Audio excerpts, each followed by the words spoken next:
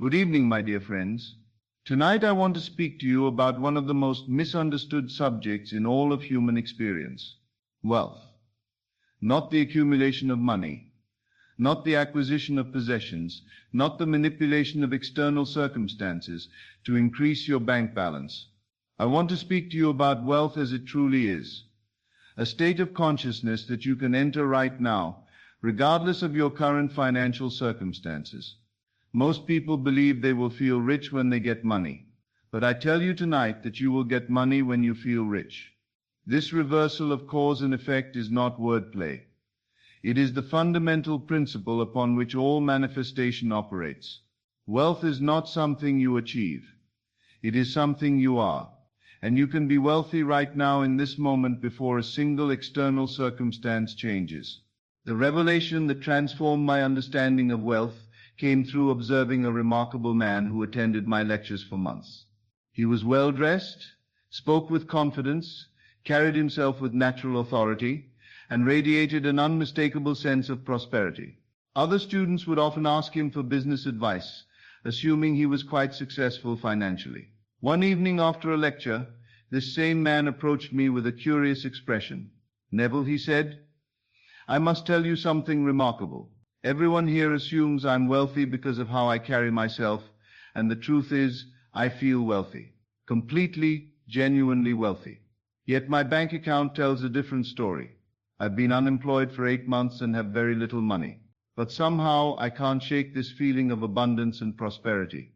It feels more real than my circumstances." I looked at this man and said, "My friend, you have mastered the most important principle of wealth creation.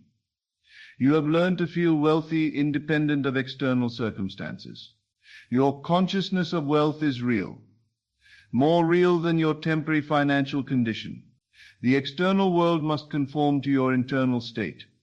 Within 6 weeks, this man had been offered a position that paid more than he had ever earned in his life. Within 6 months, he had become genuinely prosperous. But the most remarkable thing was this: his external transformation perfectly matched the internal state he had been maintaining all along. He had not faked wealth. He had felt wealthy, and feeling wealthy had attracted the circumstances that matched his consciousness. You see, money is not wealth. Money is merely the symbol of wealth, the external representation of an internal state. True wealth is a feeling, a consciousness of abundance, security, and freedom that exists completely independent of your bank balance. When you understand this distinction, you realize that you can be wealthy right now in this moment, regardless of how much money you currently possess. You can feel the security that money represents without having money. You can experience the freedom that wealth provides without being wealthy in financial terms. You can embody the consciousness of abundance before abundance appears in your bank account. But how do you feel rich when your circumstances seem to declare poverty? How do you embody wealth when your bills are unpaid and your account is empty? Let me tell you about a woman who discovered the answer to this question in the most practical way possible. She came to me drowning in debt, working 3 jobs to support her children, exhausted and desperate. "Neville," she said, "it's easy for you to talk about feeling wealthy, but I haven't had a full night's sleep in months because I'm worried about money. How can I feel rich when I can't even pay my rent?" I said to her, "You are trying to feel wealthy while focusing on the evidence of poverty. But consciousness cannot hold 2 opposite states simultaneously. You must learn to feel wealthy by focusing on what wealth feels like, not on what poverty looks like." I taught this woman a technique that changed her life forever. I said, "Every evening before sleep, I want you to lie in bed and feel what it would be like if all your financial worries were resolved. Don't think about how this could happen. Just feel the relief, the security, the peace of mind that would come with having more than enough money." "But how do I feel something that isn't true?" she asked. "By understanding that feelings are not dependent on facts," I replied. "Right now, close your eyes and feel what it would be like to wake up tomorrow morning, knowing that all your bills were paid, that you had money in the bank, that you could provide generously for your children without struggle. Feel the lightness in your chest, the relaxation in your shoulders, the smile that would naturally come to your face." I guided her through this process step by step. Feel what it's like to check your bank account and see abundance instead of scarcity. Feel the confidence you would have in making financial decisions. Feel the generosity you could express toward others. Feel the security of knowing that money flows to you easily and consistently. She practiced this faithfully every night. At first it felt forced and unnatural because her daily reality contradicted these feelings. But gradually, something began to shift. The feelings of wealth became more natural, more automatic. She began to carry herself differently, speak differently, make decisions differently. Within 3 months, one of her part-time employers offered her a full-time position with benefits and a salary that was 3 times what she had been earning from all 3 jobs combined. Within a year, she had not only paid off all her debts, but had savings for the first time in her adult life. But the most remarkable transformation was in her relationship with money itself. She had stopped being afraid of money, stopped feeling guilty about wanting it, stopped believing that financial abundance was somehow wrong or unspiritual. She had learned to feel wealthy, and wealth had become her natural expression. This illustrates the most important truth about wealth consciousness. It's not about the amount of money you have. It's about how you feel about money and abundance. Some people with millions of dollars feel poor and insecure. Others with very little money feel abundant and free. The difference is not in their bank accounts, but in their consciousness. When you feel wealthy, you make decisions from abundance rather than scarcity. You speak about money with confidence rather than anxiety. You approach financial situations with calm certainty rather than desperate hope. And these changes in your consciousness create changes in your external circumstances. Let me share with you another story that perfectly illustrates this principle. A young entrepreneur came to me whose business was failing. He said, "Neville, I've tried everything to save my company. I've cut expenses, worked longer hours, borrowed money from family. Nothing works. I'm facing bankruptcy, and I don't know what else to do." I observed that everything he was doing came from the consciousness of financial desperation. His actions, while practical, were motivated by fear and lack. I said to him, "You are trying to create wealth from the consciousness of poverty. But poverty consciousness can only create more poverty, no matter how hard you work." I taught him to completely reverse his approach. Instead of focusing on saving his failing business, I showed him how to feel like a successful entrepreneur. Instead of worrying about bankruptcy, I guided him to experience the consciousness of financial success. Every morning before you go to your office, I instructed, spend 10 minutes feeling what it's like to run a thriving, profitable business. Feel the satisfaction of making wise financial decisions. Feel the confidence of someone whose company is growing and succeeding. Feel the peace of mind that comes with abundant cash flow. "But my business is actually failing," he protested. "How can I feel successful when the numbers say otherwise?" "Because feelings create facts, not the other way around," I replied. "Your current financial facts are the result of your past financial feelings. If you want new facts, you must generate new feelings. Feel successful now, and success will follow." This man learned to separate his feeling state from his financial circumstances. While he continued to handle practical business matters responsibly, he did so from the consciousness of wealth rather than poverty. He felt like a successful businessman even when his bank account suggested otherwise. The transformation was remarkable.